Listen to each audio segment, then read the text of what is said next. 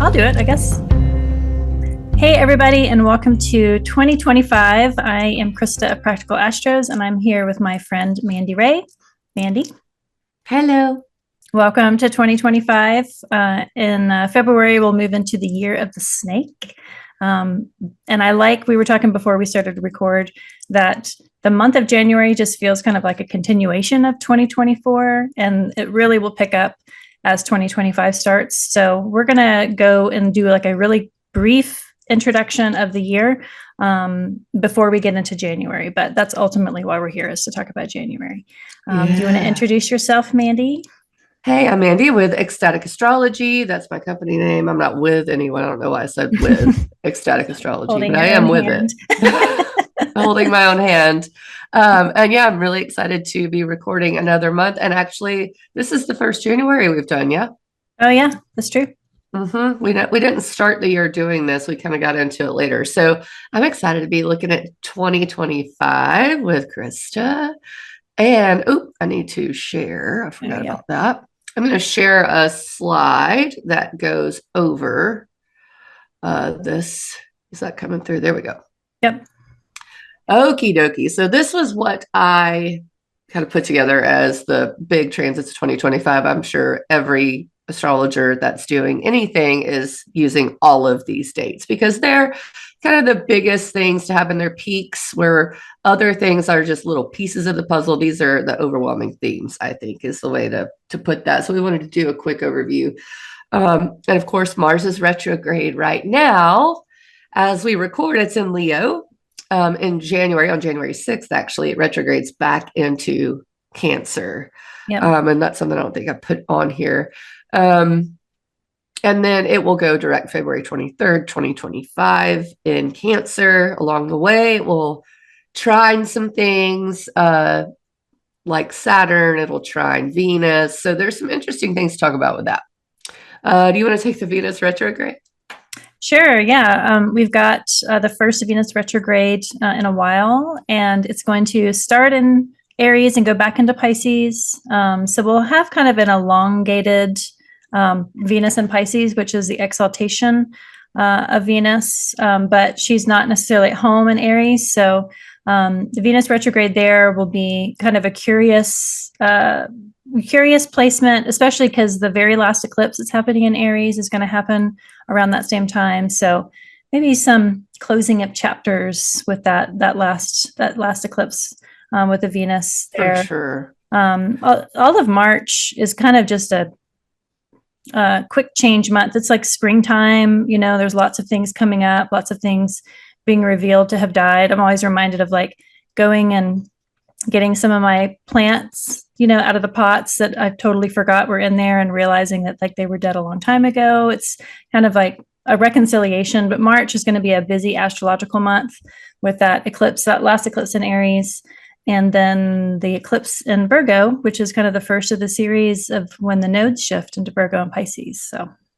Mm-hmm. And I think I get the feeling, and I think we talked about this a little before we hit record, December from now through that March time feels really like it is closing up the chapter. And I find it so cool that Mars retrogrades from fire sign into water sign, and Venus retrograde is going to do the same thing. Mm-hmm. And so, yeah, it's kind of like, is this really what you want to go after? Fire is active to me. So we're having these returns back to the water, back to our emotions, our feelings, our spirituality, and how we retreat, how we escape sometimes, with it being Pisces. So yeah, when March rolls around and the eclipses start, I think it's like things stir, stir around. And just you talking about it, then it's like, I imagine also like the forging in fire and kind of cooling it off really quickly in water to just solidify all the effort that fire has made. There is a kind of a relationship there of really, finalizing some things and just stopping motion in its action, because you've reached the point where your creation is perfect and you just need to stop the fire, stop the melting, stop the change. It's I like this love that. total water down, being in that environment of water. It's kind of a shock. So I think that foil between the two elements can be a little shocking, but we will be well fortified at the end of it, hopefully. Yeah, and there's some, I think that's the only thing that makes January, I think it's going to slow us down pretty fast. And a lot of people don't like to hear that about the Mm, beginning of the year, but slowing us down into the water, into we've just done a lot. There's been a lot yeah, of doing, a lot of change. I've seen quite a few almost shocking changes myself in my personal hmm, life. And for on the sure. grand scheme of things, there's been some just things that have really switched up how we live, how we process things. So as much as, the new year wants to start, I think where you start is your heart. I had to rhyme that. But really, it is how we take care of ourselves, how we love our loved ones, how we um, nurture ourselves. And then as the eclipses come around, then it's like, okay, we did all of that processing, kind of shored up our emotional defenses. I think Mars and Mm, retrograde in Cancer will help to do that. Shored up our connection to the divine with Pisces, and maybe even what Saturn's doing there a little bit. And then we go into yeah. the eclipses, and it's like, okay, you know what? Now you can let the lists kind of take a rest on the lists here. You've done a lot of purging, a lot of cleaning, you know, good for you. But let's go ahead and connect to something inspirational, connect to Mm, our internal spidey sense, honestly, our yeah. intuition, and open up into something new. It's going to be like brand new world territory. I know Pisces, being the last sign, gets this closing chapter kind of vibe. Mm. I don't know how you feel about that, but it does feel like there is like, okay, that was a lot. Um, but I mean, North Node there does move things along. Do you have any thoughts on the changing of the nodes? Yeah, I mean, so regardless of what your chart is, you have a Pisces house, you have a Virgo house, and so having the nodes, having that pathway of the moon, kind of slip into this new axis is going to just highlight those areas of life and the opening and closing chapters of those areas of life. And so, with Pisces is the final sign. So in all like the horoscope signs, Pisces is the very last one to be read, right? It's the one that's like last in line. It's ruled by both of the benefics, though. It's ruled by Jupiter and Venus exalts there.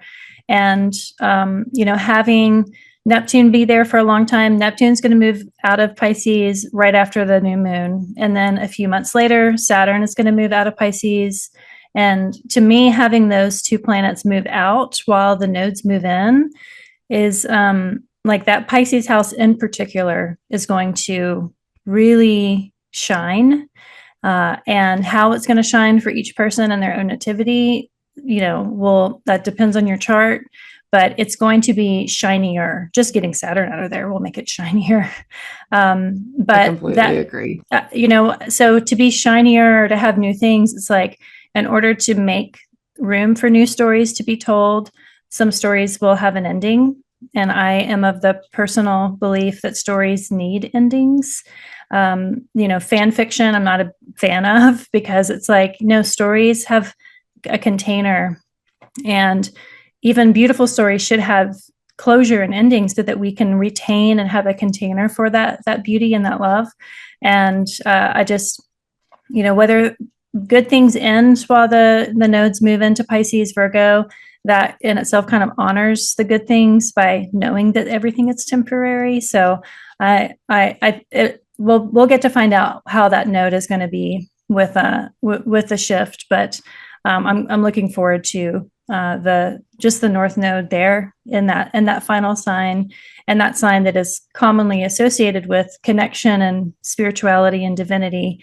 And yeah, I I'm excited for all the Pisces risings, just getting Saturn out and getting the North Node in. Yes. And, keep in mind, and if you look on ahead, because yes, things move into Aries, Saturn will leave Pisces, give the Pisces everything a break, kind of. And the North Node, while it is, you'll get conflicting reports on the North Node being good, being bad, being this, being that. But I do think it's a developmental area of our lives. And so a lot of processing, I think, still going on. But Jupiter moves into Cancer, and that's June 9th.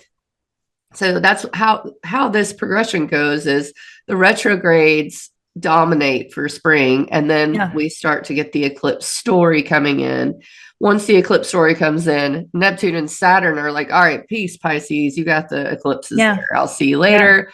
They're switching spots. So, I mean, if the North Node points you in a direction, we've had the direction pointed in Aries for a while with the North Node there, and it's leaving there. Saturn and Neptune come in to almost do the work of it. The North Node showed you what that was about.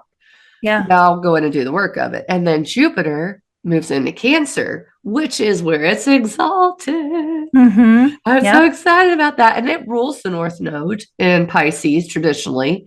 So there's a final Jupiter-Saturn square here, June 15th, and that'll maybe dampen the party for a second. It is a turning point. Yeah, and I'm glad you brought that up of the ruler of Pisces, Jupiter, is going to get out of exile, which it's currently in Gemini. It's going to go to its sign of exaltation of Cancer. And then later on in the end of the summer, August 12th, Jupiter, the ruler of Pisces, and Venus, the exaltation ruler of Pisces, are going to conjoin. They're going to both be at 14 degrees, 3 minutes, while the moon, the ruler of Cancer, is at 27 degrees Pisces, which is the exaltation degree of Venus. So that day feels like extra loud for the Pisces houses, and maybe a balm on all of the restriction and astringency that Saturn has brought in that Pisces house. I mean, that's 6 months after this eclipse, but that's a pretty amazing date right there. It's right before the next eclipse that'll happen the next month. But I love that. Yeah. And I think it's probably it is the best date of the year. Look at me not putting the best day of the year on this. I'm like, look, don't count your blessings before you get there. Okay. I'm kidding. Yeah. And that is really nice because we get that after the Jupiter square Saturn, which, I think it is the last one of this square. It's done 3 because of the retrogrades, 2 of them in Gemini. This last one, I'm not totally super concerned. I haven't exactly looked directly at the chart. I should, but I haven't. Well, yeah, I mean, Jupiter is exalted, and Saturn is fallen. So the dignity is a little bit better. I think Saturn is in the superior position. I think you're right because of the retrograde. But it's the final one. So it's like, this is the square that they have to go through so that they can kind of finish up that story. It's that last difficult point in the path to shift so that you can finally wrap it up. So thank goodness. I'll tell you what, I'm sorry I'm sick if you guys see me drinking in the middle of this stuff. I will be, for one, really excited to get Jupiter and Saturn out of mutable signs because they all happen to be health houses for me. So, there is something to look forward to because it is the last one for a little while, like 3 years, I think. So, until they interact. And then Saturn retrogrades back into Pisces September 1st after that beautiful Venus Jupiter conjunction. And then we have more eclipses. So this to me feels like a return to 2024 vibes a little at the end of the year. That's, I think August, we've looked at some things too. There's a Kazemi that was in, was it September 13th? I'm sorry. So you pull up the chart because I'm afraid to mess up this slideshow here. I was like, I want to look at the chart. Yeah, so it's where are you? 9 degrees of Leo. 9 degrees Leo, Yes. Mercury's retrograde. So it's 9 degrees and 0 minutes. And then the next one will happen September 13th with a forward Mercury. And that's In going to be Virgo. 20 degrees, 54 minutes in Virgo. Yeah. Yeah. So in the middle of the eclipses, right? No, in the middle Mm-hmm. of Saturn and the eclipse. No, in the middle of the eclipse is September 13th. Yes. Okay. It's Yeah. not a Friday, is it? It's a Saturday. Okay. So we have the eclipses and then Kazemi is in the middle of them, kind of like we will have Mercury retrograde involvement in the March eclipses as well. Mm, So there's a mercurial aspect to these eclipses. Of course, there is the South Node's in Virgo. That's Mercury sign. yeah. So how appropriate that the haywire eclipses, have that Mercury retrograde because eclipses are, very you can't. It's hard to predict. They are the fate in Mm, astrology. They're the mm-hmm. fate. So I think you can get themes, but I think that's the nature of an eclipse is something that the universe just says, here you go. So in the fall, we were turned to, I think, some of this 2024 Saturn and Pisces vibe, Yeah. and even early spring 2025. Um, and even Neptune retrogrades back there in October. Yeah. Not very far. Have you looked to see what the degrees are for that? Because is that the final retrograde for Neptune? I need to look. I am not totally sure if it is. I want to say it is. I think it might be. So yeah, Um, 29, 22, and mhm. then um yeah, then it's 4 Aries. So this is the final one. When it retrogrades back, it'll go all the way back to 1 Aries. So Okay. it's this will be the final taste of Neptune and Pisces for our Hmm. lifetime. And the mutable squares are going to still be there, especially once we get to it. I almost skipped over it, maybe not on purpose, but maybe, of course, I did. Uranus in July, on July 7th, enters Gemini, which kicks up, I think, the second set of eclipses, mercurial energy, Yeah. a notch. So Gemini is square by sign to Pisces, and Virgo. So we've got that mutable square Hmm. still maybe coming back a little bit in the later half of the year, Yeah. with the retrogrades of Neptune and the retrogrades of Saturn. And then even the sextile energy comes back in November 7th with Uranus retrograding back into Taurus. So the square of the mutable signs is there from July through November 7th, and then you get back to really, really 2024 vibes, I think. Yeah. Early 2025 vibes. But that's really like the end of it, because then Mm, once 2026 comes around, all those outers are fully into these new signs. So they're fully into those yang masculine signs, of Aries and Gemini. They're out of the more passive, Pisces and Taurus ones. So just we'll get a good taste of it in 2025. 2026 seems like the year that kind of this generation is going to be defined by, and we'll get some kind of call them red flags or just warning signs or just new headlines that maybe will start to appear in our own publications. But it's like 2025, we get kind of that blend, that brackish blend of 2024 and what's preceded it. Once 2026 comes along, it'll be definitely new tracks will have been laid by this upcoming year. I couldn't agree more. And I think with Uranus and Gemini, to me, feeling like the one of the bigger changes, because Uranus has been in Taurus since 2018. Yep. So quite a while, you get about 7 years, I think, of a Yeah. Uranus transit, something like that. Um, so Uranus in Gemini, and I should say, and I have, let's see, where am I? I was going to see if I could find You're supposed to read these the, really fast, just so you know. yeah, yeah. I was actually going to just look at the Uranus and Gemini one because I had some dates on here. Oh, there you go. But I can't. Whoop! I can go look at all of them. That's true. Look, I've got all day. So Uranus and Gemini. The historical dates for that do correspond to war, and I'm not trying to be, kind of fear mongery. However, when I looked at these wars, well, I was just going to say, like, you could look at it like times of war is, wars happen when we've run out of other options that we've chosen, that things have come to a point where enough people or enough of the wrong people or the right people want something to change radically. And changing radically is just Uranus and Gemini. That's the motto that they paint on their banner. And so, radical change, radical curiosity. I like that you have that on there.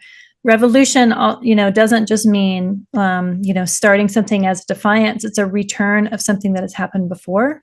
All the planets revolve, they all come to a revolution in their own cycles. So, yes, these are war dates, but there's wars all the time. And, if, I think that it's important of thinking about the shifts that war causes, can sometimes have silver linings. Like women in the workforce after, like, post World War II really revolutionized the second wave feminism, where it elevated women to find their place in society because they were forced to be put into the workplace because the men were off fighting. So I mean, like, that in itself was a side effect that I think has benefited me personally and changed the vibe and the expectation of women. We have a long way to go still, but like, just as a side effect, that there's things that happen that maybe in hindsight are beneficial for the masses. Wars in general are not good because they kill millions of innocent people that did not choose it. And so I am cautious because of that. But just as like dates, it's like we can also choose to radically change things without bloodshed if we can, like we have that capacity just as much as anybody else does in times previous. Yeah. And I think I had some questions when I was going over my talk for 2025, and one of the things that came to me was that it's always technological changes in these wars that really drive it to a different level. I mean, the 1940s is the best example of that. I think there was massive technological change, but even the Civil War. So if there was anything, it would look a lot different. And I think that's another thing I want to say as well. It's just like, it's not going to look the same way. History never repeats, it rhymes. Right. That's more of a way to look at it, I think. So that's why. So I did have this thing with my talk that I did, because Pluto's in Aquarius. I had AI generate images for all of these key phrases. I put in all these key phrases, and it would generate an image. And that is kind of the nature of Aquarius, the nature of Uranus and Gemini. So we've got Pluto in air, which is transformation. Air is a lot of times linked to the mind, and to, I guess, internet and technological changes, communication, and especially with Aquarius, social networks. And that's not just talking about social media, so it would be a lot different. And I think we're seeing hints of it as Pluto's moved into Aquarius with the drones and all that business, whatever that is. Maybe by the time this video goes live, somebody can comment and be like, "Oh, this is what it was." yeah, we figured that out already. Yeah, it was the alien. Episode 2 weeks ago. It was aliens. Oh goodness, yeah. So I wanted to show that, and also kind of point out that that's why I think Virgo, the South Node's in Virgo.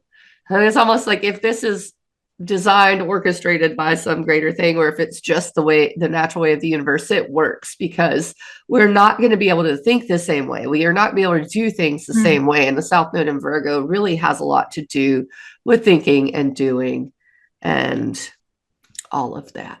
Yeah. So yeah, those are the days. So if you put it on slow-mo, you can take screenshots of all those slides if you want. Totally fine. I'll send them to anybody. So that brings us to the start of the new year. Yes, we have jumped ahead all the way through 2025, but now we're going to talk about January. Yeah. And it starts off with a bang. Yes. Yes. It is going to inform us completely in a lot of things. So yeah, the bang. There's a bang. There's a few bangs. I think the first thing though that happens is pretty nice. Venus moving into Pisces. Yeah. And what do you think? Do you have some biggest dates that you've picked as the ones that you are really zeroing in on, just as an overview? Well, I'm looking back on my calendar and I was looking at 2026. So any of the dates that I previously gave, I could have been wrong.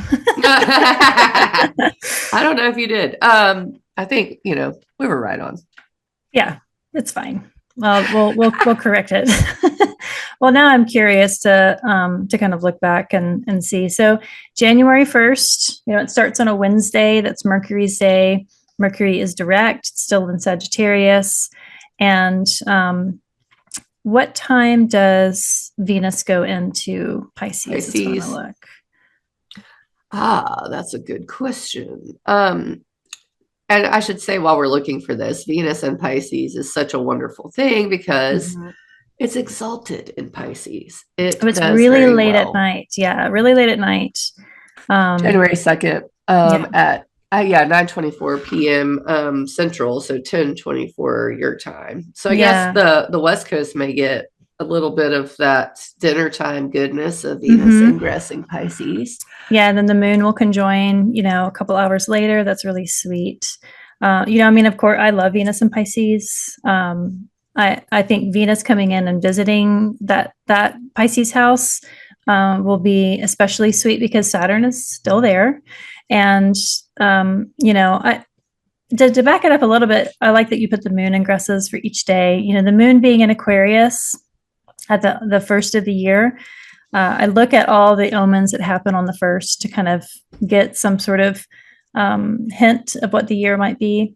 And, Venus in Aquarius just as a theme, as a vibe, because Pluto is there and because, you and I live in the United States, Pluto is kind of like a big player in the story of the United States. And so it feels like a Plutonic sort of a year. The sun's going to go in a few weeks later, conjoining Pluto on the 21st. And then we'll have that really amazing new moon at the end of the month. So to me, yes, Venus and Pisces is nice, but what is like on my front burner of thought is just the Aquarius house and all the activity in Aquarius with Pluto there. I mean, we've had a little taste of Pluto in Aquarius before, but this is like the full Aquarius season where we're going to have it forward and not returning back to Capricorn. So not to steal Venus and Pisces thunder, that's really what kind of gets my attention initially. And then on the 3rd, we have the Mars opposition to Pluto. So again, it's like the Venus and Pisces is really nice, but it's just like overshadowed by that Pluto energy. Yeah, and I was just looking. So the moon moves into Aquarius a little later. It's actually at the exact midnight here, where I am, Central Time. It's at 27 Capricorn, so it must move in around 3 or 4 a.m. to Aquarius. But you'll wake up pretty much with the moon in Aquarius. But I like to look at, do you ever look at the chart for the new year at where you live? Yeah. I think so. I have Libra rising, so that's really exciting. Hey, I'll take it. Yeah. So the chart for the new year, by the way, I actually have a little bit of an opinion on it. I think it's a good chart to look at, but I really do think the cardinal ingresses are probably the ones I focus on more than even the overall new year chart. So in case anyone has that question, I used to, and then, after I got deeper and learned more astrology, I was like, oh, it's so arbitrary. It's so arbitrary. Right. January 1st.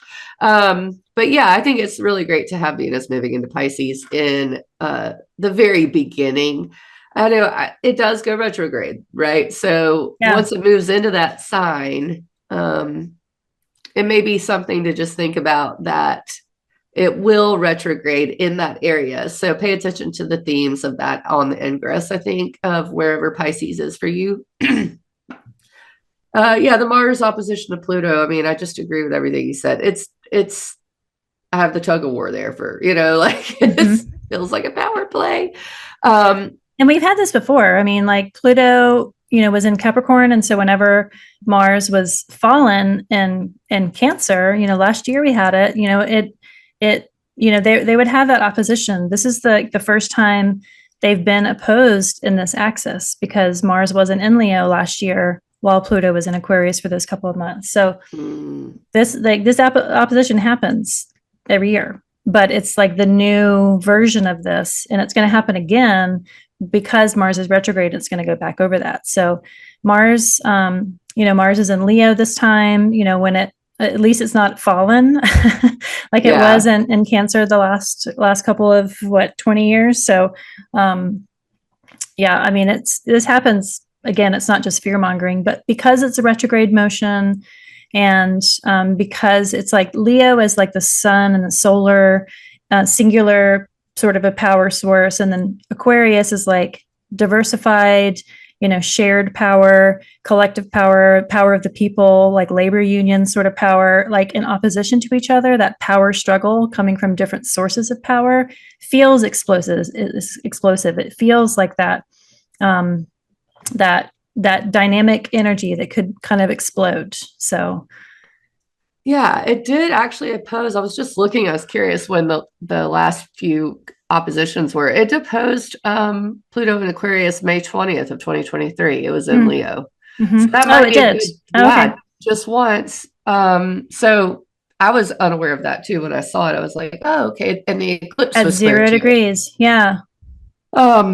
So, I mean, I think that actually, I'm going to go back and look at what I was doing, because it's a nice thing to a touchstone if you want to get a hold of the themes of this. But yeah, then it was November 3rd of this year. Then we've got it January 3rd. It'll do it one last time, April 26th. And then I think it's done for, it won't oppose Pluto. Oh, October until 3rd, 2026. Yeah. So that's the way that goes. And it's good to know that this is the second in a series, and that April date will be the last one. And when I see this, I think world stage, obviously. I think especially with the transition of power, you couldn't get more literal than a transition of power with Mars retrograde opposite Pluto. And the biggest, I think, almost exclamation point with this transit to me is that only a couple of days later, Mars retrogrades back into Cancer. And when it does, the moon is in Mars sign. So to me, that's, I mean, and I have those red, some of them are smiley faces, some of them are sad faces. And it does, I think emotions will swing quite a lot with Mars retrograde in Cancer. And January 6th, that's kind of got a reputation around my parts. I don't know about y'all. A lot of people from Alabama went to the Capitol that day. A lot of people. So Mars retrograde in Cancer on that day is not lost on me, because that specific date that I'm talking about, January 6th, 2021, Mars retrograde, or it was retrograde, but then it had gone direct, and it was transitioning from the 29th degree of Aries to Taurus. So another, what's called the anaretic degree of a cardinal sign. So that, and the shift, though, this time being Mars is retrograde while it does it on January 6th, and it's going back into a cardinal sign from a fixed sign. So I think the fact that it's going backwards into cardinal rather than forwards into fixed is the biggest difference here from that moment. And then, of course, it's going into water too. So it's going to be different. So think about it that way. Yes, it's happening on the same day, which I do think is significant, and it says a lot. What does this return to Cancer mean? For me, it's my first house. Cancer risings are really going to watch this transit. Cancer sons are going to want to watch this transit because it goes pretty deep into Cancer, into the 20s, I think. The 17? Is it 17 17. degrees? So any of those last, even the last little bit of the second decade. Yeah, 17 Um, degrees, 0 minutes. mhm. Yeah. So Yeah. all the way back to 17 Cancer, if you have any placements there, Mars is going to transit it. And of course, all cardinal placements Yeah. should be looking at this. But yeah, I think where it's going to happen is going to be the most significant theme for you, for the what who knows what on the world stage. But I do think Cancer being associated with family, with emotions, with safety, with Mm, comfort, with motherhood, with the moon, all of these themes, Mars is redoing something there. yeah. So, and it's a return to this. I mean, all retrogrades are a return. So it's not in a great sign for itself either. Like it is so far, I guess, beat down that the theme to me, especially in this January time period, is going to be take care of yourself. Yeah. Big time. I mean, just looking at, like, we think of what the significations of what the moon can be in astrology. Like, the moon can be lots of things. It can be your environment, your circumstances, mother or a nurturing parent. But so much of it is, the moon is the intermediary, and the moon is our body. And so, if you think of Mars as like the passion, the drive, the forward movement, the warrior, the martyr, the one that needs to stay busy, uh, and a planet that often causes injury. And so, if we combine injury with a planet that signifies the body, really taking care of yourself and trying to avoid injury. If you are Mars ruled, if you have a Scorpio or a Taurus rising and Mars is ruled, then your ruling planet, the one that kind of gives you the signals, that's sitting at the helm, is going into a place that it is not comfortable. And so it's like the rashness and the defensiveness and the argumentation, it's like all of that stuff can be injurious to the body. It's like you can internalize all of that in the body. And there's that book, The Body Keeps the Score. And just thinking about how much we store in water, and how much emotion and good and bad that we store in water, and being real careful to not work against ourselves and be our own enemy, but resting, taking the soft path, having compassion for the others around you, but really taking care of just yourself, in a very physical, play it safe sort of a time. That first week of January, it's like for everybody, but especially for Mars ruled, or for Cancer moons, or for Cancer risings, all of those that really hit that first house in some way of you as the character, you as the individual. The other things, other areas of life might be harder to control, but you can at least control the choices you make. And so, because it's so kind of a tenuous transit, it's like, well, what you can control is like taking time off, or calling in sick day, or just being real careful with maybe not sharpening your knives that day, maybe not going zip lining, or bungee jumping, or axe throwing, all these things that they could just physically fuck you up. Don't do it on January 6th. Completely co-sign that message. This comes from a Mars ruled person and a Cancer rising person. So Yes, and a Mars ruled sun. It's like, yeah. here we go. But that being said, I think it's going to be welcome. I don't know. As Mars stationed retrograde in Leo, there were a lot of, I think, the shifts were felt, and this is going to be a time to just love on the people that you love, and really take the opportunity, any opportunity you can, like you said, to love on yourself. Watch the moon transits too, which is another reason why I started doing that when Mars went into Cancer the first time, because I was like, oh, that's going to matter so much. And the reason I said that is because Cancer is ruled by the moon. So wherever the moon is kind of informs that Mars retrograde. So we get to clean up a lot here. What really makes us comfortable in all the areas of life during this retrograde? Yeah, and that's the beautiful thing about a retrograde. It's like, we talk about the Mercury retrograde as being that stitch that kind of stitches these two houses together. Mars is going in there, and Mars is like the cutting the sutures out of like, this is going to cause scar tissue, or you need to get rid of this. It's like that Mars was in Leo, it went back into Cancer to go clean up and maybe cauterize some wounds so that it can go forward again in Leo. So it is bridging those two houses. It's not happening just in one house. It's kind of crossing over between the two.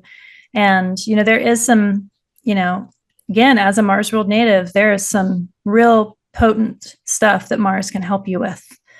Just got to be careful, maybe wear kid gloves, and not be rash. I feel like the desire or the impulse of being rash is going to be heightened. And so just, take your breaths before sending that email, or take your breaths before responding, or just remembering, January 6th in our zeitgeist has, at least in the US, has this date of violence. And so if anything, maybe that date will help all of us individually be like, I don't want my own storming at the Capitol of my house. Like, everybody just calm down. Let's all just take breaths and take care of each other. Maybe wait until the moon goes into Taurus the next day. Especially with Venus and Pisces, the moon in Taurus with Venus and Pisces is going to be pretty nice. And actually that brings us to the 8th when Mercury moves into Capricorn. I think that will be pretty welcome as well. It'll have Mars to contend with at some point. And Uranus on the same day, actually. That's going to be the 23rd. But before that, I think it's nice to leave Sagittarius. It retrograded in Sagittarius. It's been a lot of Sag work. Yeah. So to move into Capricorn, it's going to be like, okay, pieces of the puzzle, putting it all together. And the moon moves into Gemini the next day. So maybe getting some things done will be something that comes from that, and being able to understand the structure of whatever we just went through. Because like then Mercury won't be opposing, its ruler, because Mercury right now is in Sagittarius, ruled by Jupiter, which is in Gemini. They're in opposing signs. At least it'll get out of that opposition to maybe help bring some like real functional clarity. And then it'll be sextiling Saturn, which is now its new ruler. So there's like real like practical like relationship between Mercury and its ruler. I'm really looking forward to that date, just to kind of have some like real marching orders, like good, clean to-do lists on new pads of paper. That's what it feels like. Yeah, absolutely. And you know what? On the 11th, the South Node moves into Virgo, North Node moves into Pisces. I don't know how much I feel like the nodal shift, it's just a point in space, is a thing, as far as like, what do we feel? Do we notice it in our lives? You notice Mars retrograde, you notice Mercury moving into Capricorn. I think that those are felt experiences. They can be. The nodal shift is more like, okay, the theme is starting to shift. The South Node being in Virgo is ruled by Mercury as well. So I find that pretty, just the connection of Saturn and Mercury, and the South Node and Mercury, and the North Node is ruled by Jupiter and Gemini, ruled by Mercury. So it does all kind of point back to Mercury in some way in Capricorn, at least around this time frame. Yeah. So I think that's pretty cool. The nodal shift, we went over a little bit with the 2025 overview, I think. And I have this picture of a person looking at a scroll, but looking off into the distance in space. Because it is almost like, how do I get out of my routines, maybe the ones that aren't so good? How do I get out of that? How do I open my mind? How do I dream in this whatever world we're in right now? Which, I mean, I think Mars retrograde in Cancer is going to inform that a little bit because of the trine. So it reminded me, have you seen that Pixar movie Soul? Yes. That's reminded me of like when the souls go to heaven and they have those kind of amorphous guides, that help them Yes. choose like the different personalities that they're gonna take. That's what that. Maybe I'll watch that movie on that day. And I think you're right. I don't know that we'll notice like a palpable difference until the eclipse happens, but that's the Yeah. beginning of that story. Maybe in retrospect, you'll look back and be like, January 11th ended up being kind of like a pivotal day that I didn't realize until well into March. It's like may not be obvious just in the immediacy. Yeah. And I mean, as we go into the 12th, it's the same themes are picking up with Mars retrograde trining Neptune. Mm, Both of these, the North Node in Pisces and Mars retrograde trine Neptune in Pisces, it's all very dreamy, very imaginative, very inspirational. It's not very do, which is mm, why I think it's mhm. maybe Mercury and Capricorn will help us maintain our daily life a little bit while we're in the middle of this resting and recharging and spiritual connection and, just changing some things up a little bit to allow ourselves to be more, I don't know, spiritually connected is what I get. It's such a word that you say over and over with Neptune and with Pisces, I think, but inspiration, the muses, just new thought. Um, Can we look at this chart of the yes, we January 12th? can. I just realized we've been looking at charts in secret, but not showing them on screen. The January 12th chart is a is kind of cool. I mean that trine between that retrograde Mars and the forward Neptune, and I Okay. think that point, that 27-degree point, Venus is going to be at, is it the new moon later on Oh yeah, you may be right. I can look at that in too. March or in Let's February? see. Any eclipse. The North Node will be at 27 in March. And then the North Node, all those degrees keep coming back, that's for Yeah, sure. Oops. yeah. Go back to Mars trine Neptune. Here we go. Oh, by the way, that happened October 28th as well Hmm. of 2024. Yeah, of this year. So Yeah. January 12th, Mars trine Neptune, North Node in Pisces. It's very close. So, I mean, Mars is pretty much trine the North Node as it ingresses as well. Yeah. Yeah. So, that's Neptune is so, it dissolves so well that, Mm, when you look at this Sunday and see that also the sun is almost the opposition's coming up to hmm. Mars.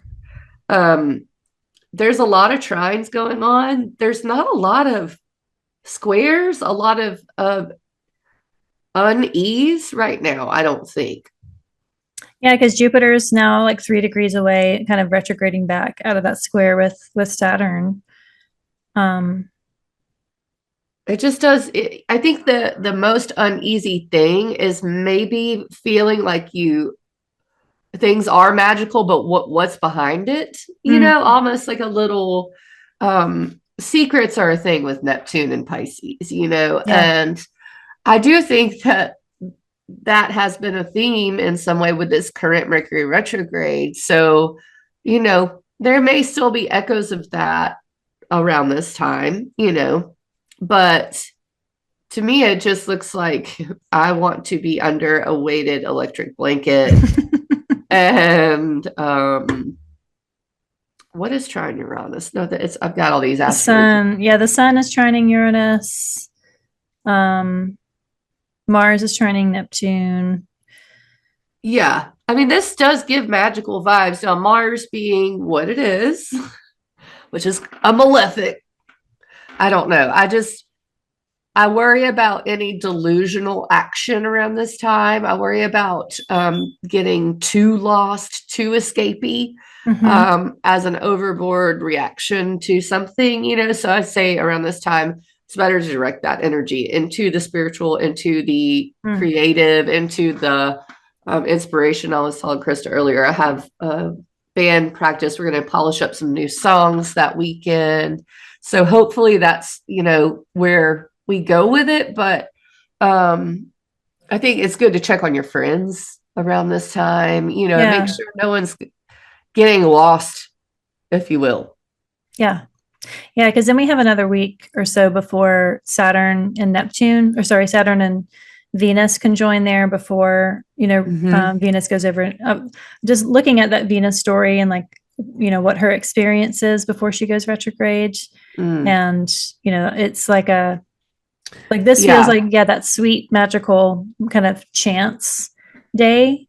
Um, with Mars and the thing about Mars and Neptune is there's the signature of theft, and thinking of like theft in like real tangible ways of like someone breaks into your car or someone hacks your savings account. But there's also just like the psychic thefts that happen from vampiric friendships, or the ways that we take advantage of each other, that kind of steal things from each other because you want it for yourself. I mean, it can happen in those like emotional ways, like time thieves of like someone that calls you. And, as astrologers, we have people that most friends are real cognizant of not wanting to get work for free, be like, hey, can you tell me what's going on with my chart right now and talk to me for 2 hours? And I expect you to just give me this information for free. Most people are not like that, but we all have people that are like that, and they don't Mm. remember to value the work. And so, like on this day, our astrologer is going to get lots of texts from people that want free astrological advice. But you can put that into, if you have a friend that's a mechanic, or people are going to be like, hey, I need you to change my oil because I'm broke and I know you can do it. And, the guilt of not helping out. Or I don't know, if you're a dental hygienist and it's like, hey, I need, dental work. I don't have insurance. I need you to help me out. It's just like that sort of a Mm. expectation, no boundaries, the not valuing of time, but sometimes just literal theft. This happened when Mars transited my husband's own Neptune. He had his PayPal account hacked like the day that went over. And so it's like that signature of thieves between those two planets has happened. And if not everyone's going to get, mugged on that day, but there's like, it's like the theft from expectations, not having good boundaries with Neptune. And then that retrograde Mars of like the guilt ridden, friendships that kind of steal things that maybe you didn't want to. It's like that the retrogradeness of it is like, I've never liked this about this friend. And maybe this is the exchange that I need to be like, no, I'm going to put the boundary down, so the next time we meet up, you're not going to expect free astrological advice from me. I think that's really reflected in the full moon that happens the A day week after later. that. Is it the Mm. day after? Yeah, January 13th. Oh, yeah. Yeah, it's like wham bam, you know. Um, but I think that's exactly what is showing itself as the moment where you might cut it off, you know, Yeah. like if that has happened, and it is because it did it back in October, Mars trine Mm-hmm. Neptune on the way up on its first pass. Yeah. You might want to look at that as a time when those themes actually started, you know, and maybe you did Hmm. have a theft or someone was sewing a secret. Sorry, the date. I have just my own things in my head that I'm thinking of. And Yeah. it just, and let me get that date actually, because there were um it was October 28th. So Mars trine Neptune that day, deception, Oh, stealing. so Neptune was retrograde, Mars was direct, and this it's flipped. Yeah, and it's flipped. And this is the second time. It'll do it one more time. So honestly, this one may be the one that we, you know, if it hasn't been revealed already, it's this full moon is Gonna likely reveal it. to reveal it. Yeah. So I'm not, that's, you know, again, there's no fear mongering in this. It's only like, just be prepared because there's a lot of good in this. The sun is trine Uranus. That's shocking. Okay. So if, Mm-hmm. and all of this is sextile Uranus, this is very much exposure of something. And maybe it's, you know, whether it's good or bad is really going to depend on your chart. Yeah. And you can make assessments. Not that I would be like, this is really bad for you, but I might tell someone, don't go outside. Or if you're holding on to a secret, I don't know that I would wait until this. Yeah, get ahead of your own story. Seriously, because Yeah, because Mercury then will trine Uranus later on in the month too, right? So like yeah, all of that, Mercury and Uranus have kind of a good bromance. I like the two of them together.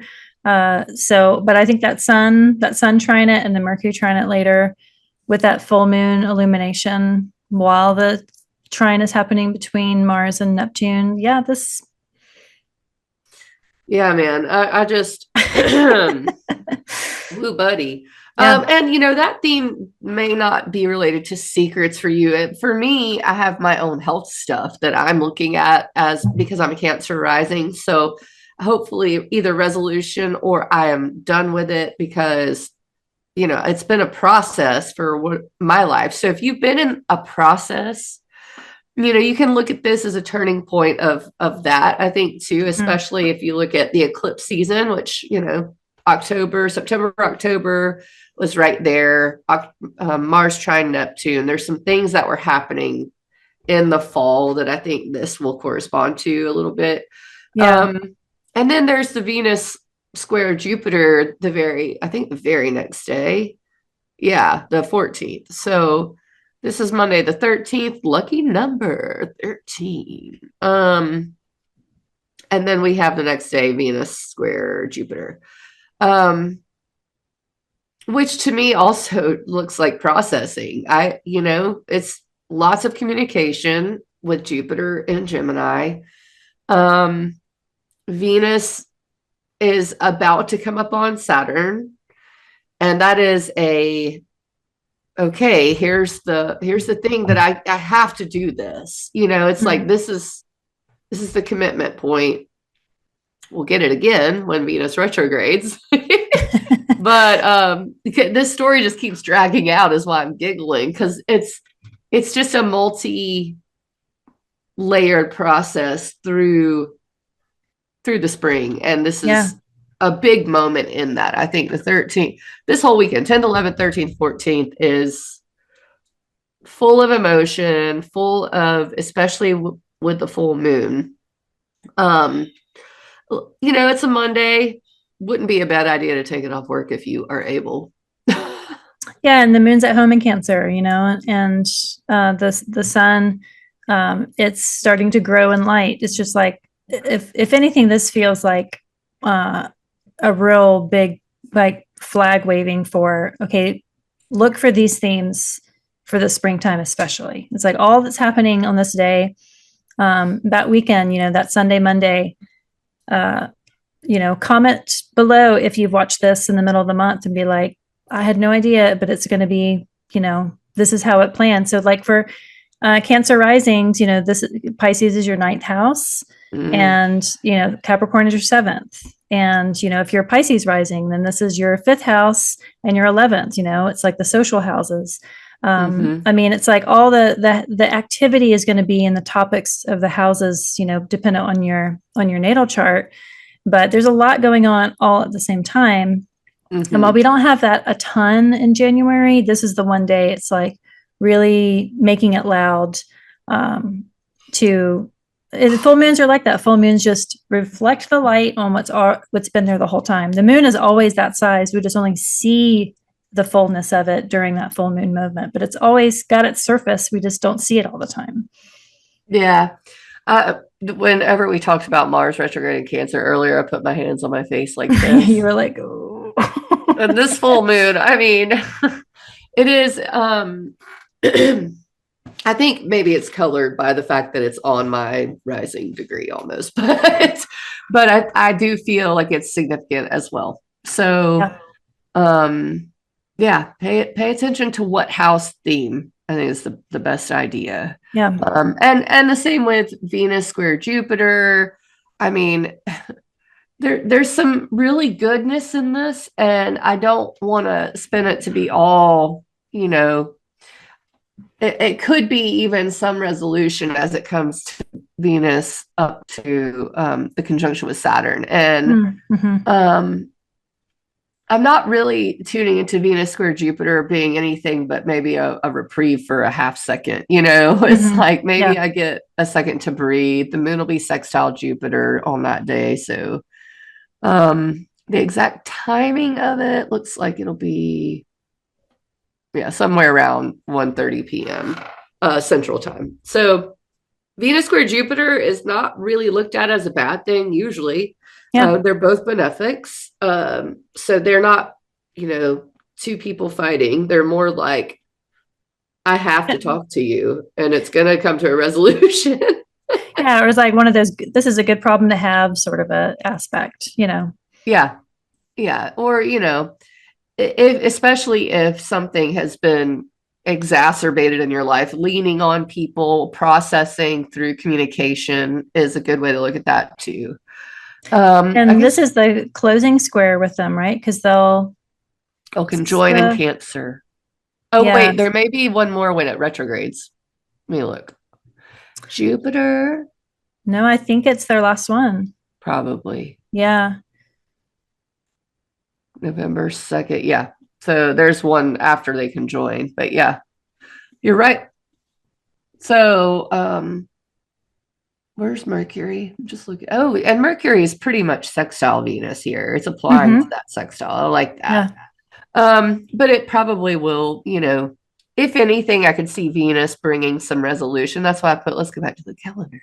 Let's go back to the calendar. The anchor with the flowers here. Yeah. That's the Venus conjunction. I know I'm skipping over a few things, but it's something to me that I think Venus is adding a bit of beauty to whatever Saturn's been Yeah. doing in your chart in this area. But before that, so we have the Venus square Jupiter on the 14th, 13th, 14th. And then we have the sun opposite Mars on the 15th. So, I mean, the full moon will probably just that's what this is, the sun opposition to Mars. The full moon is pretty much right there on the 13th. Mm-hmm. So I don't, it's just continuation. I do find it intriguing that Mars is not in Leo, the sun's sign, when it opposes the sun, but it Yeah. Yeah. was, Um, the moon will be in Leo, the sun's sign. So it just all is, it's pretty funny because we still have that Leo theme with the moon there in Leo. Mm-hmm. Which again, just like brings me back to like the eclipses that are coming up. It's like laying the groundwork of the moon and the sun story. Like when the nodes change on the 11th, maybe we don't see exactly what that is, but the story of the sun and the story of the moon with those Leo and Cancer houses has a lot to do with that retrograde and the opposition between Pluto and then the sun. Again, it's like these pieces may not make sense until later.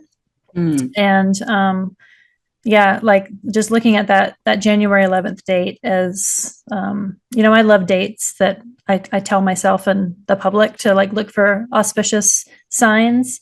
And with that moon in Cancer, with those node shift, I feel like we might see little glimpses of that with these other transits happening elsewhere in the month. Mm-hmm. Yeah, and that's why I want to, I like the werewolf I put there. I forgot I put the werewolf on the full moon. I mean, it's very much like that, it's very much like I've got to tell you how I feel. And then Venus, squares Jupiter, and I could see you spending time doing that. The sun opposes Mars, and that's, okay, we're kind of done for a minute, Yeah. All right. So then we get the Venus conjunction to Saturn, which, beautifies that Saturn a little bit. It's not the best transit, I think, with regard to the fact that Saturn's a malefic, right? But Right. but I need to see how many times Saturn does that really quickly, because Venus exalted is very strong and Saturn is not very strong in Pisces. So I'm feeling like it's going to help the Saturn stuff. That's all I can assume. So yeah, like she has more kind of tools in her tool belt or makeup brushes that are in her little pouch than Saturn has access to his own tools. And yeah, I feel like Venus will be there kind of bonifying Saturn more than Saturn will be there hurting Venus. yes. Yes. And the January, so this January 18th, then April 7th, I wanted to give so it's at 16 degrees this time, 25 with Venus retrograde, and then 27 final time, April 24th. Oh, that's the one I was looking at. So it's 27 is at exaltation degree of Venus in Pisces. Oh, And that's the conjunction that's happening with Saturn. The moon will be very close to just a few minutes later after their exact conjunction. So that's like that 27 had my attention from looking ahead. So that's the sun in Taurus with Pisces, Venus conjoined Saturn and the moon. Like April 24th on Jupiter's day feels pretty sweet. Yeah.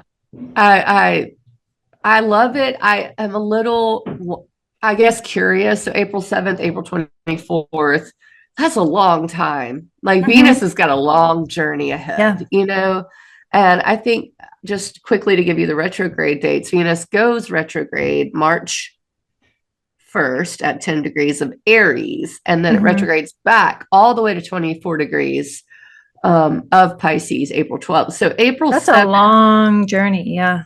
It is. And so you want to watch also when Venus will hit the 24th degree on the way up, so that we know when the shadow is. That really is going to be the time. I think leading up to it, Venus's journey is going to be pretty good. I think once it gets to the shadow degree.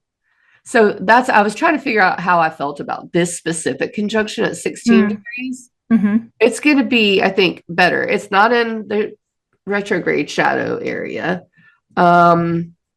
Maybe there's going to be some idea or some commitment that comes to you that you do have to redo a little bit. But other than that, I feel pretty good about the state. So yeah, April 7th, April 24th is the next two Venus Saturn conjunctions. And then, and just to close up on Venus, oh yeah, at least a lot of this journey will be Venus and Pisces. Yes, there is some with Venus and Aquarius or Venus and Aries, but it's not like we're having to go through this with Venus and Scorpio, Sagittarius, Capricorn. Like that's a really long journey for Venus to take. So at least a lot of this is in Pisces, where she really likes to be, where she's a kind of a special guest. So yes, she's also in Aries, but Aries, she's one of the Decan lords, in Aries. She's those last 10 degrees. So, I think she has a little bit of maybe an easier ride through this because a lot of it is going to be in Pisces. So, yeah, I'm so excited about Venus and Pisces. Now Venus retrograde is a reevaluation. That's how I always refer to it, just because I like my rewords with retrogrades. The re is so useful. But it's really connected to 40 days, especially like the biblical Jesus in the desert, 40 days. It's 40 days of a retrograde. It's really connected to the descent of Inanna, which is one of the oldest myths around, where the beauty is not able to be seen for a while. I think it's that bright shining light disappears. So, and then comes up in a different place at a different time. And I think that can speak to some hardship. But I think just like everything, but I also think for this one, we have a lot of ideas that came in with the eclipses in Aries. So the fact that Venus stations retrograde in Aries is like, let's go back and check in with our inner selves about this and see if we want to keep this or not. And that's not so bad. Yeah. I listened to this lecture by Sharon Blackie. She's an author out of the UK, and it was a lot of it was basically about the Inanna myth, but it was the myth of the bone woman and going into the bone cave and kind of stripping down, like removing the adornments that we carry and getting down to the core or the skeleton of ourselves, like that essence of who we are just as sentient beings in this life, and then emerging out of that cave renewed. And that's what the journey of Venus does in this retrograde, is like, yes, there is like the stripping down, and maybe there's the humiliation of like removing all the things that you thought made you beautiful, that you you thought were actually responsible for that beauty, but it's actually getting down to like that pure essence of self, so that you can then rebuild back from that new version of yourself, that new canvas, that essential nature is actually what makes you beautiful. But and it's required to remove the kind of the gree of things, so that you can get back to like being that really freshly exfoliated soul, I love that. And I look forward to this time. I mean, it can be a period of change, but I think it's something to look forward to in Pisces at least. Yeah. The 19th, the sun moves into Aquarius. I don't really want to spend a whole lot of time on that specifically, because we'll talk about it in general for the 21st, which is the sun opposite Pluto. Conjunct Pluto. Opposite, conjunct, it's the same thing. It just glitched. I just glitched. That's such so yeah, the sun will meet Pluto in Aquarius almost as soon as it ingresses. So the 19th, I would kind of put that theme on all three of those days, maybe even the 22nd after the 21st. I find it so. I guess we should go to the chart for this one. I don't know how you feel, because I want to look at the 23rd as well. So that'll be a good one to go to. Okay. So let's look at Sun conjunct Pluto. January 23rd. Is that what I have on the calendar? What the heck? Why do I have that there? There's too much Aquarius in that chart. Can we? Oh, that's 2026. I was like, I did it wrong. No, it is the 21st. Okay. So I think for me, the funniest part was that the moon ingresses Scorpio right after. Yeah. Yeah, the sun conjunction is at 1 degree, 42 minutes of Aquarius. And I just got past it. Go back. Hey, Mandi, can we pause for a second? Yes, we can. I could hear someone out here. Like, are they listening to me? Cool. I'm going to pause. Okay. I guess start again. And we'll make sure I'm sharing the chart, because that's how it was. Okay. I see it. Yeah. Resume. Yay. Okay, so we have the Sun Pluto conjunction at 1 degree of Aquarius, 42 minutes. And that's why I didn't want to stay stuck on just the Sun moving into Aquarius, because it's going to, once the Sun moves into Aquarius, it's immediately dealing with that, I guess, kind of energy. Pluto is transformation. Pluto is power. I think one of the good things about the Sun ingress to Aquarius is that Mars is not in Leo. It's already gone through the opposition. But I do, and I had what did I have on? I think electricity, didn't I have on the calendar? I was like, actually, these emojis help me, as well, by the way. I was like, what did I have? Little weather report. Yeah. Little weather report. It was a plug. That's what it was, because it does feel like being plugged into this, specifically this degree is so the Jupiter Saturn conjunction in 2020, December 21st, 2020, highlighted these degrees as well. So it's just another revisitation to that theme, which started it at that time frame. So go ahead and go look back at the Jupiter Saturn conjunction on the solstice of 2020, not the solstice, the ingress. Oh yeah, the solstice, December 21st. Yep, 2020. Right, 2020. That one trips me up because it was December 21st, 2020. And now here we are, January 21st, 2025, and we have a Sun Pluto conjunction Aquarius. Aquarius is electricity. It is the higher mind in modern astrology. I like that idea that it's the higher mind, the bird's eye view. It's an air sign. I always think of the difference between a bird getting a bird's eye view or the Hindenburg. It's one of the two. The Hindenburg. The Hindenburg. But I think that those technological advances that come along with Aquarius, revolution is another Aquarian topic. Networks, groups of people. I have Aquarius in the 8th house. And I do, try to think about how Aquarius shows up there. Um, because it is so, it's just everybody, everything. It is very much of, it encompasses a lot of themes with Aquarius. I Yeah. think the nature of a bird's eye view does, you get to see the greater scheme of things, so what house it's in is going to depend on how this shows up for you. But whatever house themes it does deal with, for instance, if it's money, if you have Aquarius in the second house, then it's going to be how can I innovate that area? How can I take control of this area? Eighth house, what am I investing in that is forward thinking? Yeah. How Yeah. can I empower myself? Things like that.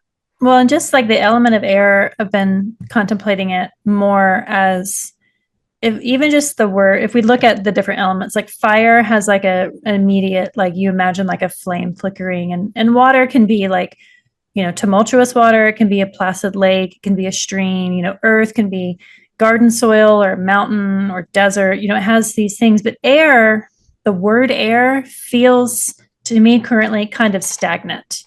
Air is just like, air surrounds this microphone. It surrounds my ring lights. It surrounds everything. The element of air to me feels more like wind. It's like there is a movement with it. It's not stagnant.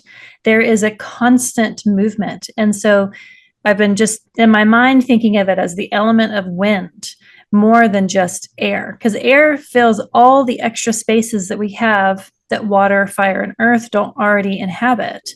But the essence of air signs is like wind, and it's breath, and it's music, and it's communication, and it's the technology. It's all those things of connecting through the air, the invisibility of it.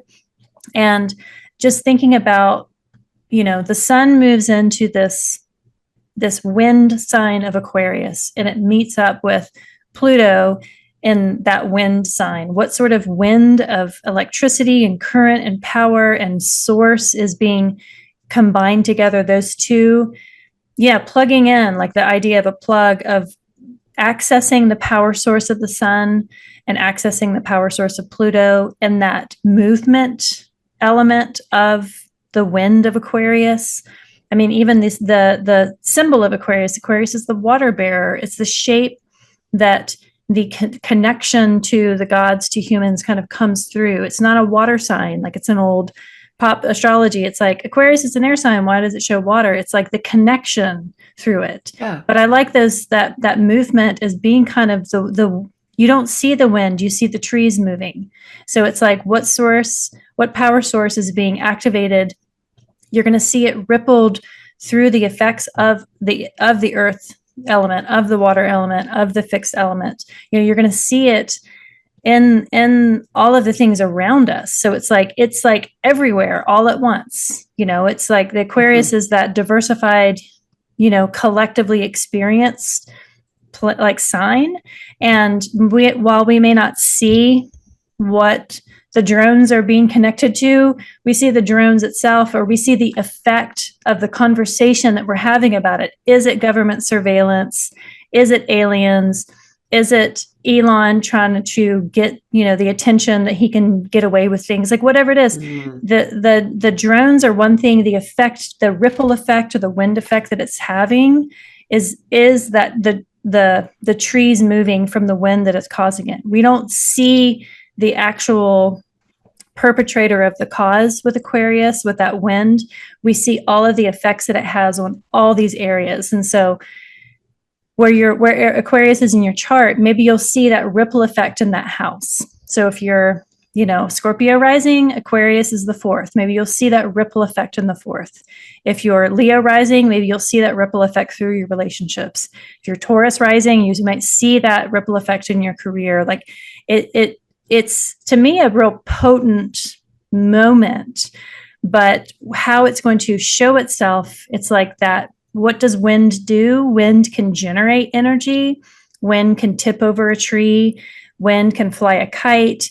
Wind can carry messages across it. It's like it can be so many things, but it feels like, especially with that sun, Pluto there connecting, It's like accessing the power that the winds of change bring to the Aquarius house in the chart feels incredibly auspicious. Yeah, and it's the third quarter square of the moon. So at basically around the same time, the Yeah. conjunction happens 2 hours before, 3 hours before. Yeah. And then you have the moon moving into Scorpio, doing that third quarter square. And I love to follow the squares and of the moon as much as I do the new and the full. So Mm-hmm. it's, we had the new moon on, I need to get my dates up here. We had the new moon, the full moon on the 13th. Then we have this. And the new moon before that was the 30th of December, right? So yeah. So we have Capricorn, the new moon in Capricorn, 30th of December. Then you had the full moon. I don't know when the first quarter square was exactly, but the full moon was the 13th. This third quarter square is the thing that moves that moon phase along. It's the last, I can't remember who said it. Crisis in Consciousness was a third quarter square. It looks like it's January 6th. Right. Right. Okay. So new moon, December 30th, January 6th, first quarter square, full moon, the 13th. Then we have the first quarter square, the 21st, with the sun conjoined to Pluto's. Third quarter square. I'll eventually get my words right. I don't know what's going on, but I'm tripping all over them. I just think with that square being so intense, the moon in Scorpio is pretty intense. It doesn't really love being in Scorpio. And when I say that, I don't want people to think I'm saying if you have a Scorpio moon, that's bad. Okay. But what I'm saying is it just really doesn't like to be there transit wise. So it's forced to go deep. And I think Pluto is as well. So we have this double theme telling us we need to pay attention to the Scorpio area in order to do the Aquarius area.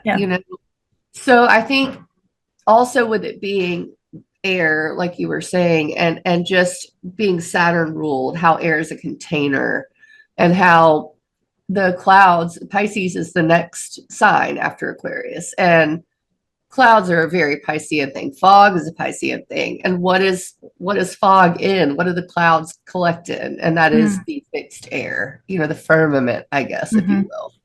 So, I think it's really a good time to go over overall goals, especially with regards, I think, to the people in your life. Scorpio is a very interpersonal sign. It comes after Libra. We decide what we want to invest in.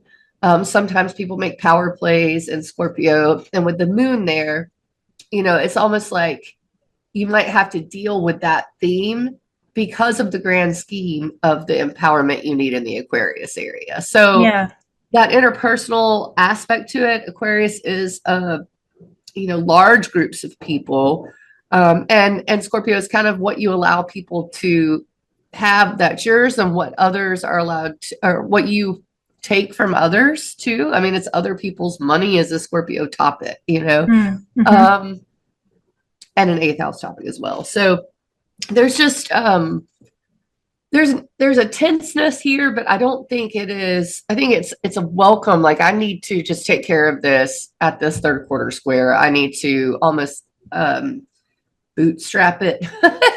And I don't want, it's like, I can do this. It's kind of a commitment there. Why did my screen sharing pause? Resume. Because it's also because that moon is ruled by Mars, which is retrograde in the moon's temple of Cancer, so there is that connection there. But then also I look at, there is contra antitia between Jupiter and Mercury. So there's like this secret opposition, kind of this hidden opposition that's happening behind the scenes. And one of my favorite things about Moon and Scorpio is like it has the capacity to find those, to find the nature of contra antitia is like there's tension that you can't quite put your finger on, and Scorpio Moon loves to put its finger on things that have been hidden. So is that last quarter square helping kind of reveal some of that, or bring some sort of exposure or healing. It's the moon's ruler there being retrograde in Cancer. Having that whole sign house trine. I don't know. There's like things happening kind of under the surface at the same time Oh, that conjunction is happening. yeah. It's also kind of giving that I need to dig to Yes. understand Yeah. something. Yeah. Yeah, and I think also with the nature of the transits that were happening the week before this with Neptune, with all the Pisces energy going on, and the way that things can kind of be deceptive and deceiving during that time, it does seem all connected, even though it's different signs, different houses. It definitely seems like there's some reveal of something in this transit. And then the 2 days later, the 23rd, is really something I was looking at too. So this week, I guess, of the 20th, 21st, 22nd, 23rd seems pretty significant. I think Mars sextile Uranus, and then let me erase this because it's, Trine Mercury. Yeah. yep, opposite. Mars is opposite Mercury, yes, Right. and But yeah. brain. So here we go. This is it. This is what I was looking at. So Mercury trine Uranus, Mars sextile Uranus, but Mars and Mercury opposing. And then look at the moon and Juno, the asteroid Juno's there. Oh, Juno. Oh. I know. That was my cat. She just decided to leave this earthly plane. So I've got Juno in my chart right now. But yeah, so the moon trine Mars, trine its rule, or I guess Mars trine what rules it right now. It just seems like reveal. So maybe it won't be revealed on the third quarter square. That's when you're deciding to dig. And then this is, it does look like things click into place. I'm not so sure about Mercury Mars opposition. That looks a little like I'm not going to take your crap anymore, kind of a thing. Yeah. I mean, Mars exalts in Capricorn, and, Mercury.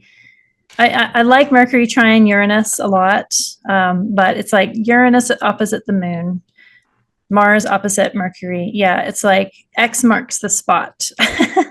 Yeah. We look at that, like all of his houses, those feminine houses of Cancer, Capricorn, Scorpio, and Taurus. With the nodes having just moved into the remaining, feminine signs of Pisces and Virgo. Yeah, what kind of tea is being passed around at that point? Yeah. And Venus is here almost making it one of those, what do you call it, mystical. To me, it looks like an envelope. I always look like this and think there is a message here, Yeah. So that stands out because Uranus is in Venus's sign. Venus is exalted here. So we have the sextile between Mercury and Venus, sextile between Mars and Uranus, the trine here. I mean, even the moon will be trining it's just, those are all good aspects astrologically. Yeah, then Venus and Mars as well. Yeah. Yeah, Venus and Mars, that's it. Because there's just so much happening on this day. The only thing slightly unauspicious about this is Mars. Otherwise, this looks like a really auspicious day. What do you do on this day? Great day to create something for sure because of the Pisces and the Mercury involvement. But even that mutual reception between the moon and Mars there in water signs, Mars is retrograde. I don't know. I mean, yeah, I think creation, and maybe it's a little bit of melancholy and reminiscing of something. A return back to, like, I forgot that I love to do cross stitch. Cross stitch feels very Mars and Cancer. It does. It really does. Yeah, and spending time with family. I'm trying to think if there's any holidays. I think Martin Luther King Day is around. It's just past that. Yeah. Just past that. So, which, there's a lot to be said about this transit that I don't necessarily think can be said due to the nature of Uranus, which is usually unexpected events. Venus and Pisces, really hard to see through that. This is going to be one that you can almost, you can give an overarching theme, but your houses for this transit will make the most sense where it is exactly happening for you. If it's hitting any angles, if it's hitting any luminaries, or if you have any of these planets involved in a perfection, which this is most of the personal planets. Yeah, it's like Venus and Jupiter, Mars and the moon, and then Saturn for good measure. So it's like, Mars rules Scorpio, the moon rules Cancer, Venus rules Taurus, and Jupiter rules Pisces. But then the moon exalts in Taurus, and Venus exalts in Pisces. Venus exalts in Pisces, and Mars exalts in Capricorn. So it's like the night sect is like definitely the story that's being told here. With kind of that, Jupiter, that retrograde Jupiter in Mercury's, domain, ruling the Neptune, Venus, and Saturn there. It's like a lot of things going on, but in like that sweet, receptive place of the magical. Yeah. It really does. I mean, it's often hard for, at least for me as an astrologer, to kind of zoom in so close to say, I just wouldn't predict this is going to be good or bad, because I think this is going to be both for all sorts of people, when I say bad, what I mean is, am I going to have to do something here? Mars retrograde is redoing, what am I redoing here? What am I having to I think do is probably the best verb for that. And the moon also being in mutual reception with Mars. It's like there's something that does have to be taken care of. But maybe we can do it in a very loving way with Venus and Pisces. And maybe it's just that final moment where we make a change with Uranus involvement. It's like, okay, I cannot move forward in this way anymore. I've got an idea. Yeah. Okay. This one was hard for me just looking ahead at it. I was like, just looking at, you have the bounds up here. So like Mars is operating within the bounds or parameters of Jupiter. So is the moon. So is Jupiter. So it's like, okay, well, if we're trying to dig into, how is this going to play out? Well, this is the stage. The stage is very complicated because we have 5 signs kind of all standing on the stage together. But 3 of them are operating with the lines that are given by Jupiter. And Jupiter is still retrograde in his own bound, in Gemini there. And so it still feels like it's kind of referring back to that Jupiter in Gemini.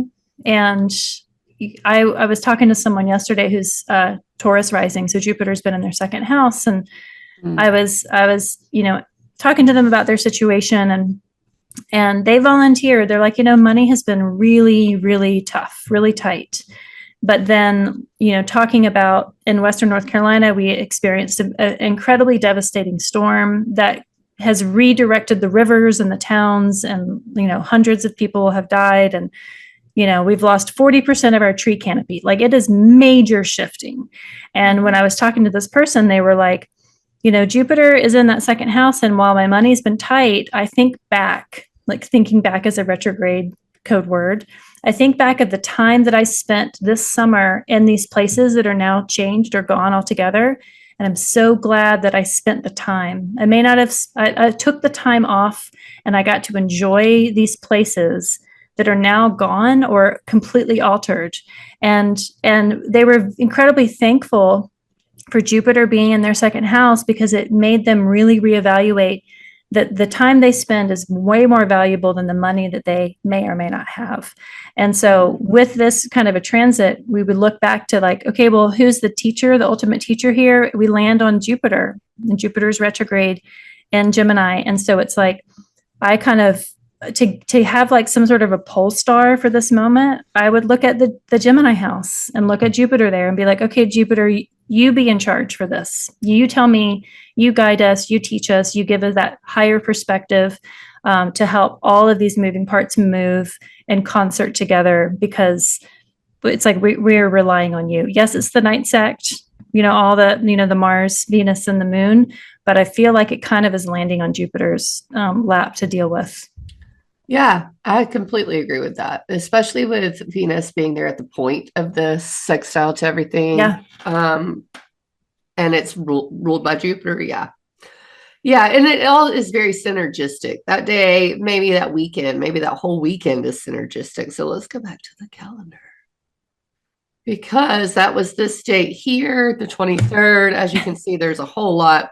The Venus trine Mars is exact on the 24th. And I just had a little watering can of love and hearts there because, you know, Mars and Venus being the traditionally speaking masculine and feminine, I think it's a nice transit to happen. So all of that happening together, I think, makes the weekend pretty nice. And we'll deserve it after the 21st, honestly. Not that I expect it to be horrible, but I just think, you know, whatever kind of transformation we may be going through around that time, this weekend will be a nice the soft days. Yeah, the soft days will be welcome. Yeah, exactly. And then on the 27th, Mercury moves into Aquarius. Yeah, portal to another dimension. Another dimension, another dimension, another dimension, another dimension. And then the new moon. Yeah, two different portals happening. So should we go back to the chart for that? Because this really rounds out the rest of the month, I guess. We're getting to it eventually, you know, eventually. So Mercury in Aquarius. Here we go. Here, I passed it up, but I mean, it's really what date is it? The 27th exactly. So it's just earlier. Close. I'm just doing it by hand. No cigars yet. There you go. Okay, here we go. And the moon, I love when the moon just like trails right behind an ingress. I love that. Like, wait for me. Yeah. Exactly. There is, I guess, something to watch out for is the moon transits through any cardinal sign after Mars moves into Cancer. So we do have a moon Mars opposition on the 27th with Mercury moving into do what? Hit Pluto eventually. So this, you know, the portal feeling and then the new moon here. Let's just go ahead and look at that. I mean, the moon opposite Mars, I should say, is very fast. It is not something that will last, but maybe, you know, around the evening of Monday, the 27th, pay attention. Yeah, especially if you're lunar ruled or Mars ruled, you know, it might be louder for you. Or cardinal rising, you know, having that in the angles, but it will be pretty quickly because again, Mars is exalted in Capricorn where the moon is at home in Cancer where Mars is. So there is like some pretty direct lines of communication, but that opposition will be pretty fast. And I will say when the moon recently, when the moon conjoined Mars, you know, that was like louder than I expected. And it, you know, it happened, it was a period of about 12 hours where I was like, all of this just feels like moon Mars stuff. I had so many kind of like emergency SOS texts from people being like, this just happened to me, you know, like what's going on? And it was like all led back to that Mars. So even though it's fast, it can still be kind of damaging. So for sure. In fact, I just randomly pulled up my calendar for that date. And Mercury's ingressing. This is how real astrology is, folks. I didn't look at this until now. Mercury's ingressing my 8th house, and I have 2 big banners that say to pay off 2 different credit cards on that day. It's like pay it off. Yep. I choked myself when I said that. Okay, so like, I mean, I choked on my money that I'm gonna because I was determined to put that on my calendar. Here we go. The deadline's coming up. Mercury's moving into my 8th house, which is taxes and debts. So, okay, so I'm going to go into the new moon because the Mercury ingress, Mercury's moving pretty fast. So on the date of the new moon, Mercury has just experienced a conjunction with Pluto at pretty much the same area that the sun just did it. So it's kind of more of that Sun Pluto conjunction feel. This time our minds get in on it. And that theme of whatever house Aquarius is probably going to be very loud around this time, even though it's Yeah. a new moon. I think part of that is because of the approaching trine. It's an applying trine to Jupiter and Gemini, which even Yeah, makes true. more sense with you saying Jupiter ruled the roost on the 23rd, or just to look at Jupiter, and here we are at the new moon, and Jupiter's even louder. Yeah. Yeah. Yeah, maybe this is like for new moon ritual, the moon is the darkest, right? At the new moon, we can't see it. And so, as like real basic, hot topic witch moon magic, it's like write your intentions down. I think for this with Pluto there at Mercury, that conjunction simultaneous to the new moon in Aquarius, I think sharing your new moon intentions out loud, because like Schrodinger's cat, an action that's observed, changes form as opposed to when it's just in your journal. If you vocalize it and use that wind of your own voice to announce what your new moon intention is on that date, will pull that power of Mercury, Pluto together through the new moon in Aquarius. And whatever house Aquarius is for you, maybe you can just localize what that intention is that you plan to work towards, not just plant the seed and expect it to grow on its own, but how are you willing to commit? And saying something out loud when you have like that account buddy, that you work with, you're more likely to like put the effort if you feel like you've put your reputation out there, that you said you were going to do it and other people heard you, you were witnessed. So you, as Schrodinger's cat, are going to behave differently because you've said it out loud to other people, which is like a promise to yourself and to the world that you're actually going to do it. So yeah, I would like maybe just announce your new moon intentions on that day in whatever channels you do, to kind of really like pull in the ally that Mercury is. I think Mercury is a great ally for us humans. And if it can like pull in some of that Pluto power, so be it. Yeah, and because Mars is And you being just ruled. did it. You just said, you're like, I'm going to pay off my credit cards. Already did. Oh man, I just told on myself. That's okay. I do want to pay them off. Or, I do. We'll see if we can get it done. By the way, you can book with me at ecstaticastrology.com. Yeah, to help her pay off her credit cards. All Cancer risings are going to be saying stuff like that for this specific new moon. And the fact that Mars is ruled by the moon, or I think makes this new moon just all the more potent because it's dark. And so Mars is kind of like, what do I do? What do I do? I have to look at the moon. And that area is going to be louder even because of where Mars is too, I think. And even Jupiter being ruled by Mercury there. It's just pretty much everything's pointing to that and the Pisces area. And I will say, the last few times I've seen this kind of a buildup. I mean, there was the Aries Pisces eclipse April 8th of this past year of 2024 was pretty concentrated, but man, it looks a whole lot as we get into this time frame. Things are starting to pile up. And so from Aquarius season through Aries season, it's just these three signs that keep piling up. The last time January 2020, December 2019 was pretty focused heavily on a couple of signs. And so I always pay attention whenever there's a lot going on. And this really kicks it off because once we get to Pisces and Aries season, the concentration is just all that more. So it's just a good time to plan, I think. I mean, just as a preview, because I think this is pretty much one of the last things that happens in the month. The next day is Uranus direct. So it does feel like a seed moment, pretty heavily of something that moves forward, I think.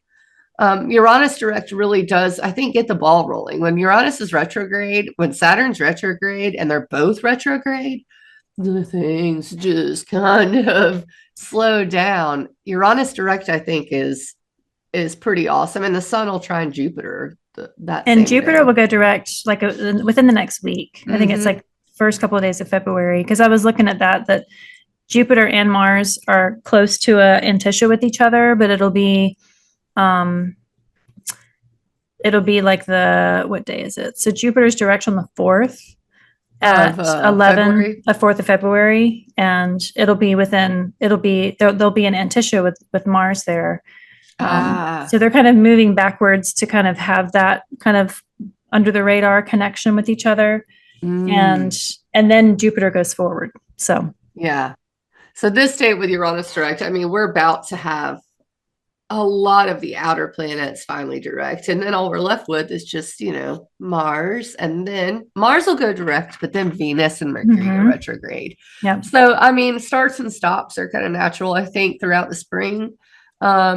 This being one that I feel like there's a little bit of startup energy. It's not even that long until Mars goes, it's what, 23 days after this or 24 that Mars goes direct. So we'll have some forward movement. And then we have like a week between Mars going direct and Venus going retrograde. So there will be at least 1 week this spring in February, the end of February, where everything's like moving forward.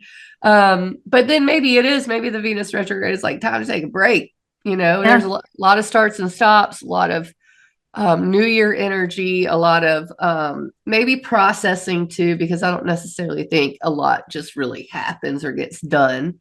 But whatever we're having to process, whatever plans we are making, Uranus direct is a great day to do that, especially because the sun's trine Jupiter. Mm-hmm.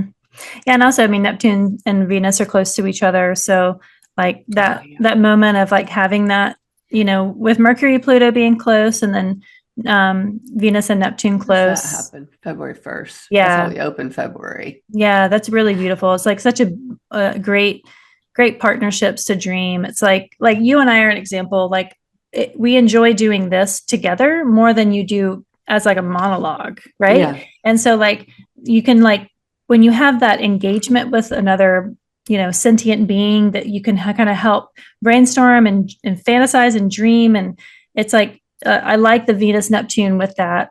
And I like the Mercury Pluto with that, of like being able to kind of bounce ideas and then grow, reverberating from the energy that you create between those two bodies, as like this really great way of like dreaming forward. And that maybe that retrograde is kind of coming back to that, to go do some things to help that initial dream be realized.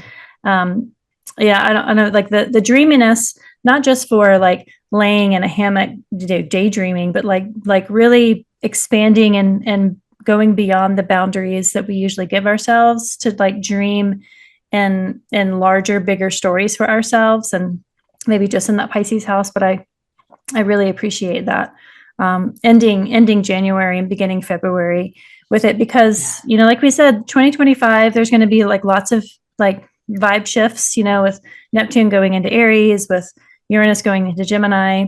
And it's important to always return back to why you do things, not just because of momentum or inertia that you do things, but why is it? What kind of legacy or story are you trying to build for your own memory and for those around you? What kind of myths are you trying to create? And that Pisces house is a great myth making incubator, with a Venus and Neptune together.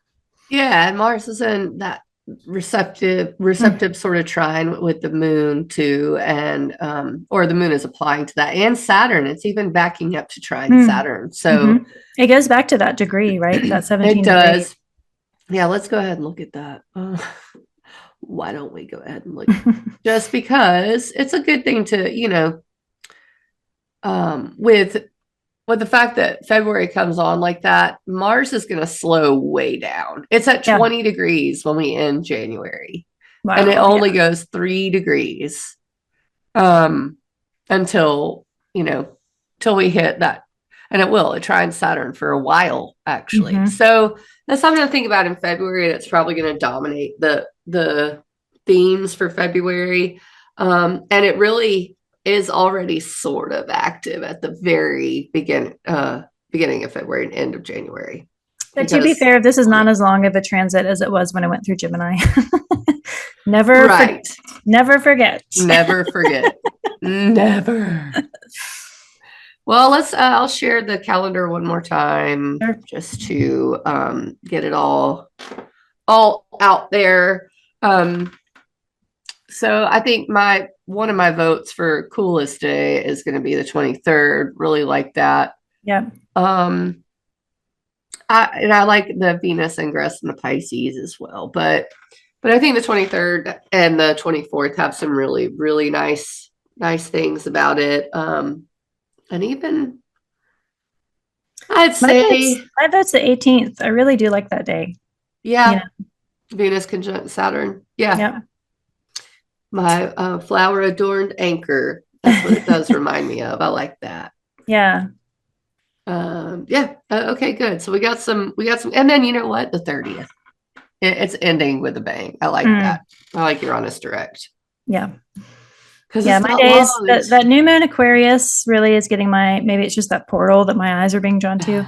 But that new moon Aquarius is definitely getting like that day and the 18th are the ones that I mean, the rest will also happen. And I Yes. guess I will check back. I will comment on this video being like, retrospective, turns out 13th was a much bigger day than I expected.